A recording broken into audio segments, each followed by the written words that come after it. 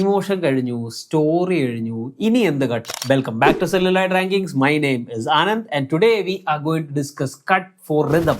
ഓരോ സിനിമകളുടെ കഥകൾ ഡിഫറെന്റ് ആണ്. ഈ ഡിഫറൻസ് അനുസരിച്ച് എഡിറ്റിംഗ് സ്റ്റൈലും മാറും. ഒരു ഡ്രാമയ്ക്ക് എഡിറ്റ് ചെയ്യുന്നത് പോലെയല്ല ഒരു കോമഡിക്ക് എഡിറ്റ് ചെയ്യുന്നത്. കഥയ്ക്ക് മാച്ച് ആകാത്ത റിതമിൽ കട്ട് ചെയ്തു വെച്ച ഒരു മൂവിയോ സീരീസോ കണ്ടു കഴിഞ്ഞാൽ നമുക്ക് വളരെ ഓഫ് ആയിട്ടുള്ള ഒരു ഫീലിംഗ് അടിക്കും. നമുക്ക് രണ്ട് എക്സാമ്പിൾസ് എടുത്ത് തുടങ്ങാം.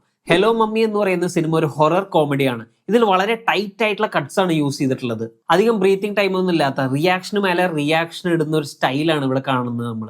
അതുകൊണ്ട് തന്നെ കോമഡി നന്നായിട്ട് വർക്ക് ആവാൻ ചാൻസ് കൂടുതലാണ്. നേരെ മറിച്ച് ആടുജീവിതം എന്ന സിനിമ എടുക്കുക, കുറച്ചും കൂടി ബ്രീത്തിങ് ടൈം ഉള്ള, കുറച്ചും കൂടി റിലാക്സ്ഡ് ആയിട്ടുള്ള കട്ടാണ് ഇവർ പിടിച്ചിട്ടുള്ളത്. ഒരു ഷോട്ട് 17 സെക്കൻഡ് വരെ പോകുന്ന ഒരു സീൻ ഉണ്ട്. ആ കഥയുടെ മൂഡിന് സ്ലോവർ കട്ട്സ് ആണ് ഡിമാൻഡ് ചെയ്യുന്നത്. ഒരു സിനിമ ഫുള്ളി ഇതേ സ്റ്റൈലിലെ കട്ടിങ് പിടിക്കുമെന്ന് നിർബന്ധമില്ല. ആ സീനിന്റെ മൂഡ് എന്താണ് അതിനനുസരിച്ചാണ് നമ്മൾ അതിന്റെ കട്ട് തീരുമാനിക്കുക. അതായത് ഒരു ഫൈറ്റ് സീൻ വളരെ ഫാസ്റ്റ് ആയിട്ടായിരിക്കും കട്ട് ചെയ്ത് വെച്ചിരിക്കുന്നത്. പക്ഷെ നേരെ മറിച്ച് ഒരു ഡ്രാമാറ്റിക് ആയിട്ടുള്ള ഡയലോഗ് ഹെവി ആയിട്ടുള്ള ഒരു സീൻ കുറച്ചുകൂടി ലോങ്ങർ കട്ട്സ്, ലോങ്ങർ പോസസും എടുത്തിട്ടായിരിക്കും വെച്ചിട്ടുണ്ടാവുക. That's 3 down 3 to go. Video ഇഷ്ടപ്പെട്ടെങ്കിൽ ലൈക്ക് ചെയ്യുക, ഷെയർ ചെയ്യുക.